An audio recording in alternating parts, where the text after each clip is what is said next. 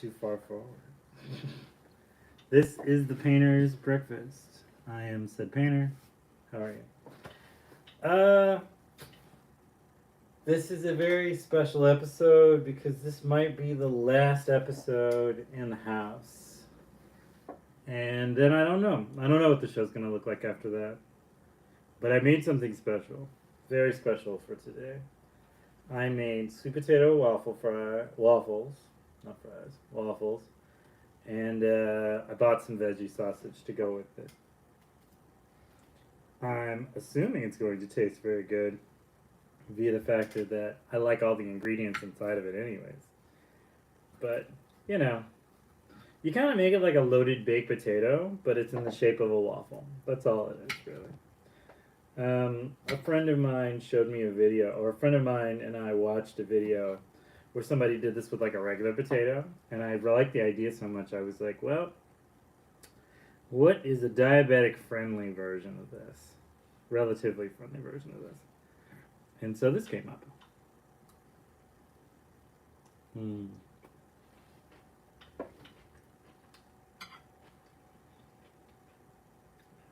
The thing about sweet potatoes are they have this natural sugar to them, so they're automatically like sweet when you bake them. And then to waffle them, you're just double sweetening it all up, you know. But then yeah, you do like a regular baked potato. You do onions and peppers and jalapenos, and then you do cheese and sour cream and stuff like that. It's all very good. Mm.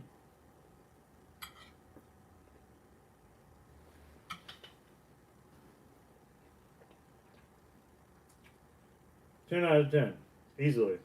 10 out of 10. I love it. So, Galeras,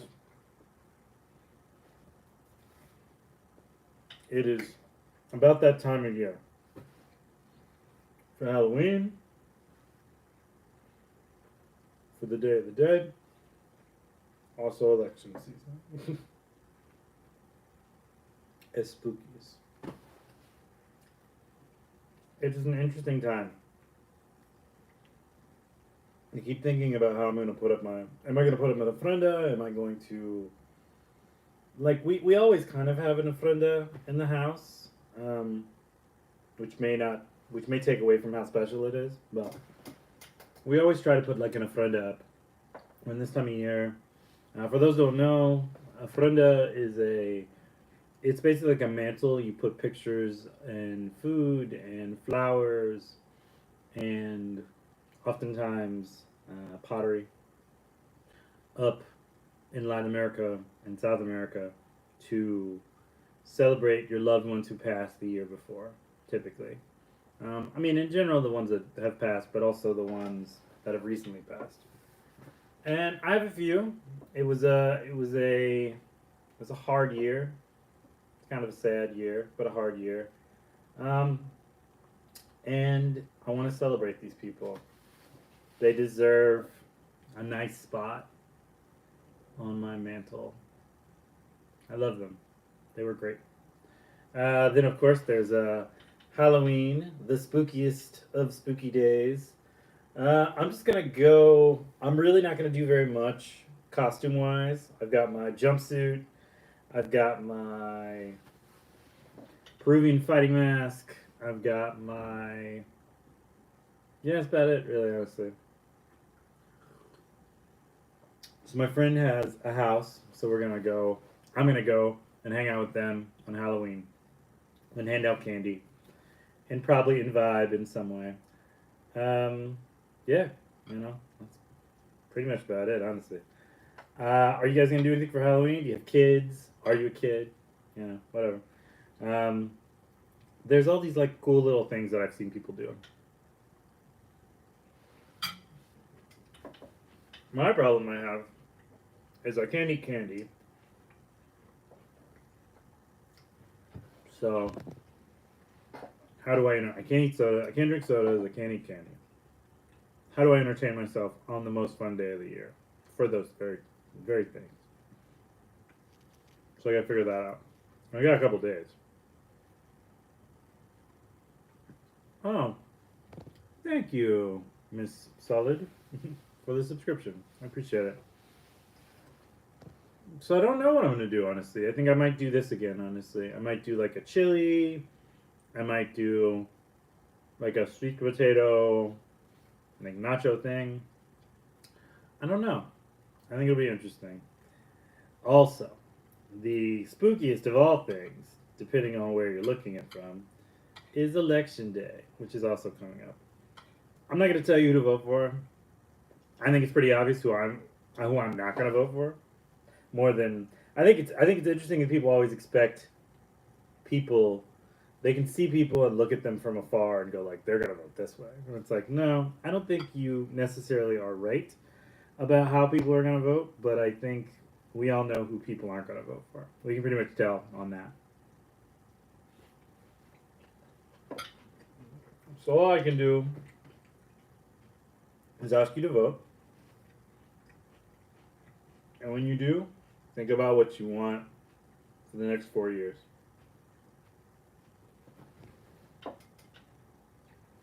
Because that'll be what you're voting for, honestly.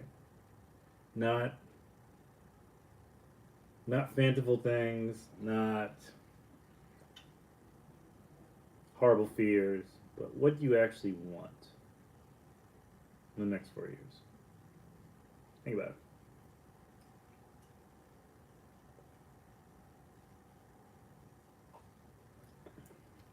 My first time voting was in 2001, I think,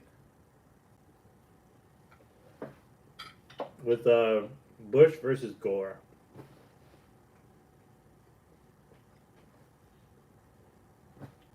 I was not happy about that election.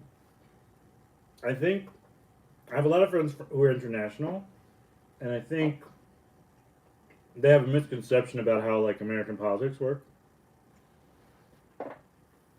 They only have a popular vote. They don't typically have an electoral college. So to them it doesn't make sense that like someone can be a president but not be the popular person who won, basically. Who got the most votes. So I always see myself kind of explaining that to people that it's like it's a very strange and complicated system that doesn't always make sense.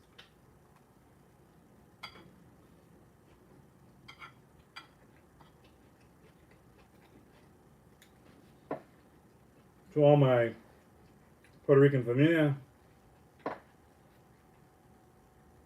suave.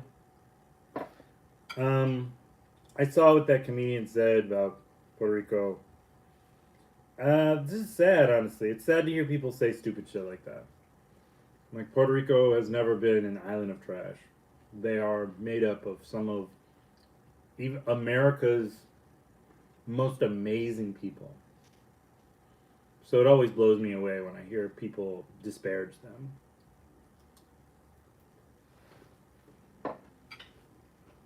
Some of your musical heroes are from Puerto Rico. Some of your sports heroes are from Puerto Rico. The producers, all these people. And this is one of the few occasions in the world where I can say there is probably a person from every state and probably in every territory who is a famous athlete in America.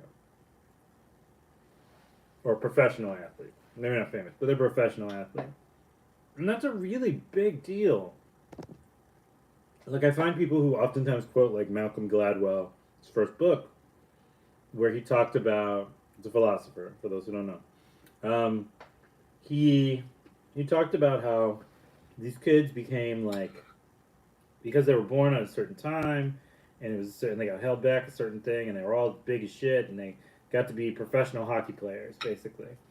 And he was like, yeah, you could see how, like, this and this worked out that way and all these things. And I remember just kind of laughing when I read it because it was one of those, like, impossible kind of scenarios to some. And then to other people, it was like, well, yeah, I mean, there's these obvious factors that come into it. It's not a cheap sport. So that alone, you end up with a bunch of people who automatically can't be a part of that anyways.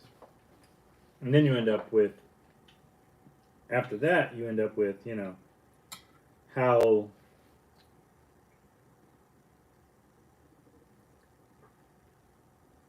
so you have wealth, you have race, you have class, you have connections in order for these kids to even get like these opportunities. And like at the time, I don't think there was really. I was a hockey fan back then, and I don't believe there was really much diversity in hockey, honestly.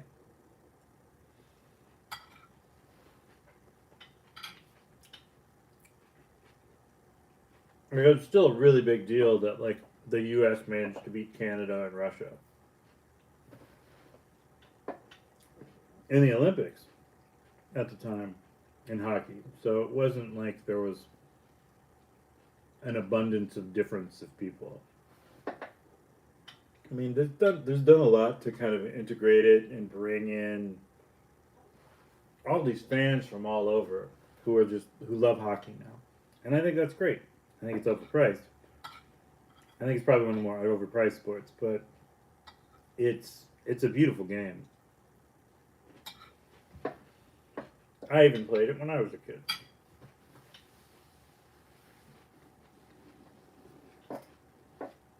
There was a mall that had an ice skating rink at the bottom of it called Eastland Mall in Charlotte, North Carolina in the 80s. And so I took ice skating lessons. My mom signed me up for ice skating lessons.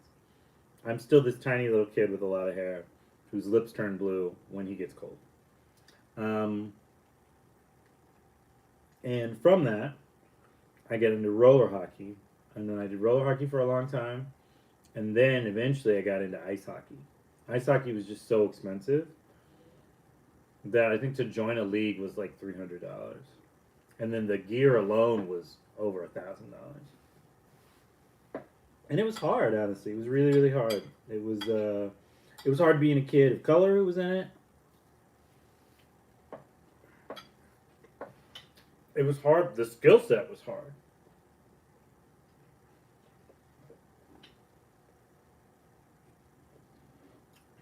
Like, I don't think people understand how much cardio you need to be a hockey player. How much skill you need as an ice skater to be a hockey player. It was really cool. My wife took me to my one and only Capitals game when I was 30. It was nice. I had gone to a lot of Charlotte had this team called the Checkers. I don't know if they're still there. It's a minor hockey league team. And me and one of my best friend at the time, Jared Quick, used to go to all the games because his mom worked concessions. And so they had season tickets. And it was an incredible experience, honestly. Like I learned it was so much better than watching it on TV. Like it's an odd thing to say that about a lot of stuff. Because there's so many things that fall under that basic kind of quality.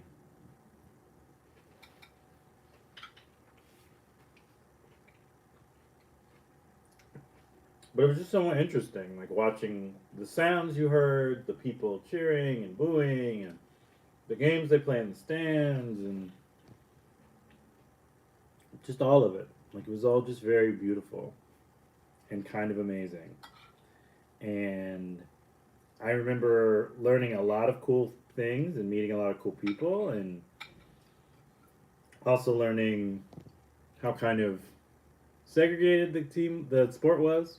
Like there were people in the minor league team that weren't white guys, and they were all pretty pleasant. And the white guys who were on the team were also really pleasant too. Don't get me wrong, but the fan base for it was sometimes a little aggressive towards me as like a little kid. Like I definitely didn't feel welcome sometimes, which made me sad. And then when I got into the sport and started playing it, I never really felt welcome.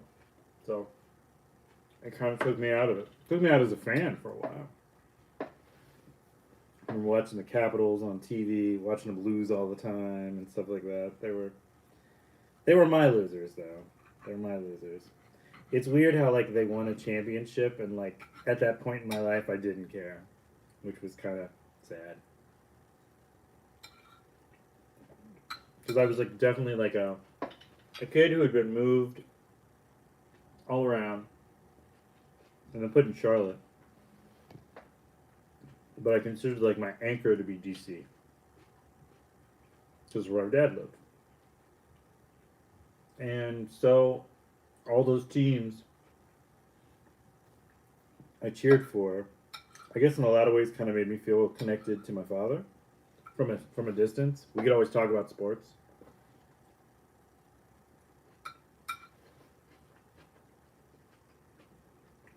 It was interesting. I got older. I started doing like aerosol painting and airbrush painting for like the goalie hockey masks, and I just felt really happy about it. Like I felt like I had found some type of calling or whatever.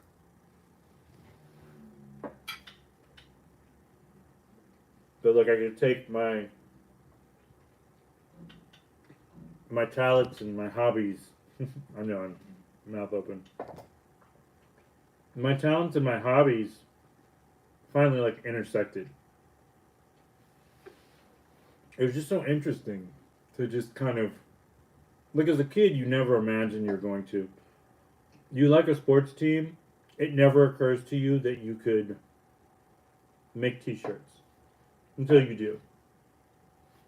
It never occurs to you that you can use those puff paints to draw on the windows of your car, type of thing. You see people do it all the time. They look annoying. I'm not gonna lie, but as an adult, they look very dangerous because you can't see. Um, which is the least fun thing I could say about that. But it was just I don't know. It was so cool to just be able to go like I'm going to take this take this hockey mask and then I'm going to make it so it's beautiful.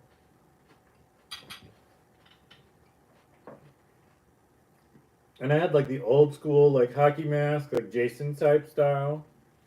It was like a hard case ones from like back in like the '60s. But I also had like the traditional one.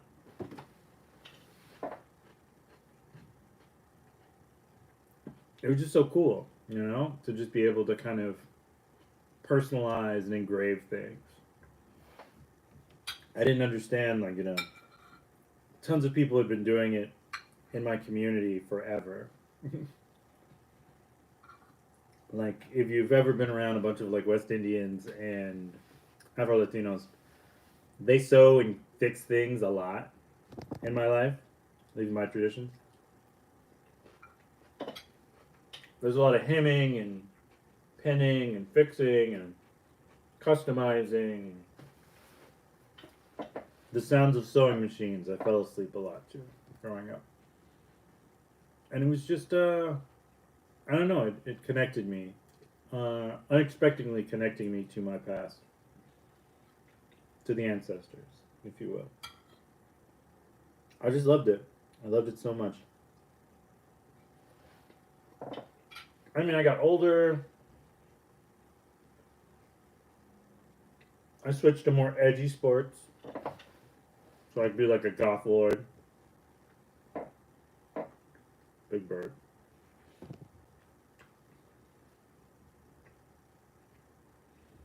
And so I got into skateboarding, and skateboarding has so many like skateboard decks. I'm trying to make it so those who don't know the terminology will know what I'm talking about. When I say decks, I don't think you'll get it. Skateboard decks, and so we painted a whole bunch of those, and we did those. We even started like a little skateboard company with decks, and and then we would sell them individually throughout shops and skate parks and all that stuff. It was pretty cool. It was pretty cool. It did not work out because someone's dad got audited because he wasn't paying taxes on the money we were putting into the account. We sold quite a few actually. To this day, I sold like quite a few of them.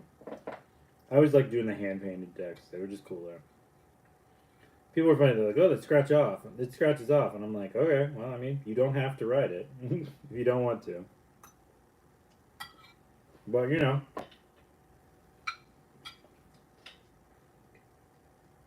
it's skateboarding. It's about chaos. It's about craziness. You get older, full. You get older more, and realize you don't drive cars to go to work. I think you really want to go to work, but you think having a job is cool at first.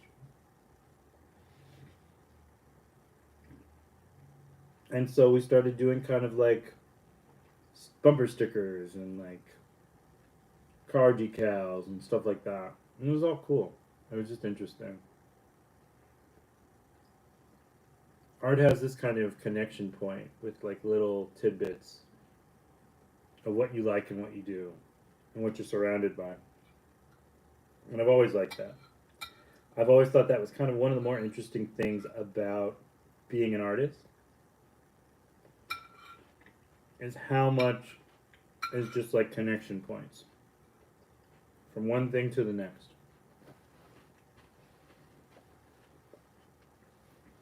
Like I can diagram my life and all the things that were going on in it, partially by the color palettes, the brush strokes, the paper, the skill level, the patience, the lack thereof.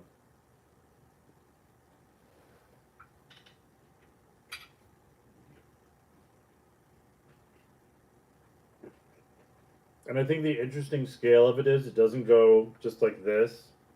It goes kind of like this, then this for a while, then this, then here, then this, then this, then this, then here, then here, then here, then here, then here, then here, and so on and so forth.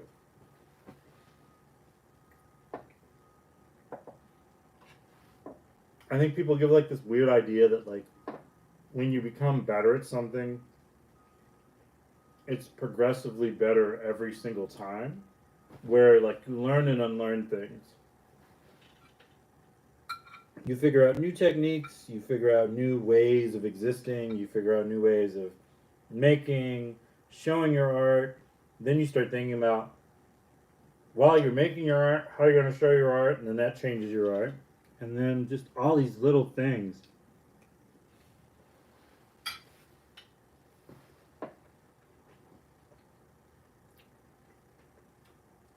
It's all just kind of fascinating.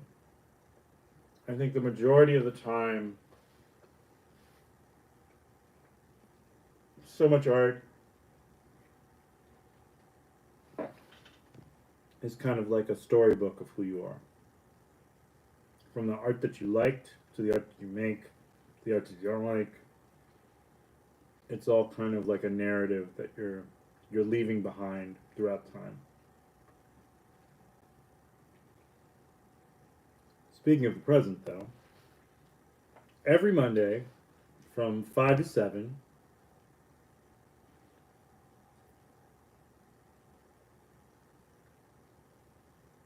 my boys at Prodigy Comics in Silver Spring, Maryland, off Fenton Street, excuse me, are having the sketchbook club. So it's $7 a head.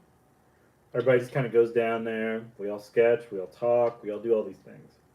It's very, very nice. It's very, very cool. I think you would thoroughly enjoy it. If you're in Maryland, if you're near Silver Spring, Tacoma Park area, check it out. It's actually it's really fun.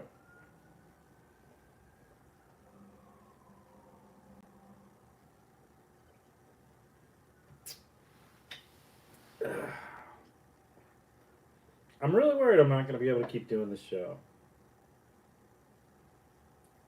Like I've only said it out loud a couple times. I said to my wife, I've said to myself in the car a couple times, but I haven't really said it here. I have this fear in my heart that in moving all this stuff, I'm not going to have a space, not going to have a real space that I can just do this show properly. And that scares me a little. Because I love this show. I like making stuff with you and sharing food and sharing thoughts and all my hopes and dreams and stuff. And like the weird thing about this is like this was like a random thing that I decided to do, and since it started going, there has been a catapult and just traffic and energy and excitement about this whole channel and my art.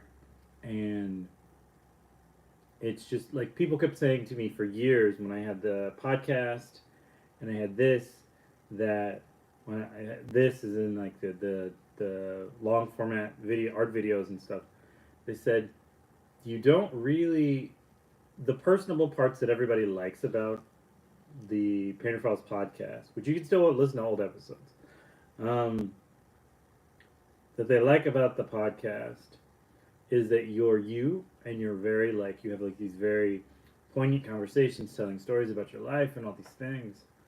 And with the channel, it's very like documentary and very like interesting, but it's not all as it is all those things, it's not you. You need to make it more you. And so I thought one day, for the record, this is like the 55th episode. Off the record, we're probably somewhere like at 100. It used to be more on Instagram and not on YouTube. Then Instagram got weird about kind of screwing up my videos, basically, because they didn't want log format stuff. And then they did the whole AI thing, and I didn't feel comfortable about that. So I took it off there, and I just brought it onto here. And we've done so much, and we felt so home. And I don't know, I'm just worried. I'm worried I'm not going to be able to give you this. I know it doesn't seem like much to a lot of people, but this is something that means a lot to me. I've really loved this show so much. So much. And every time one of you even just talks to me, it's such a great bit of joy in my heart, honestly. So, this is not a goodbye by any means. We're going to keep trying to have this show. I bought this tapestry just for you of DC being eaten by a kraken. So, we're going to use this forever. I don't know where I'm going to hang it or how I'm going to hang it, but we will figure it out one way or another. This is not the end. It's not even the beginning. It is a segue in moving forward. Like I said, this for a little bit. And then we'll do this. Alright. I love you, Galeras. I love you so much. Thank you for all your time. Please, if you get an opportunity, go check out the Patreon. There's a lot of really fun stuff on there that does not appear on YouTube. Doesn't appear anywhere else, actually. It's just on Patreon. So, check it out. See how you feel.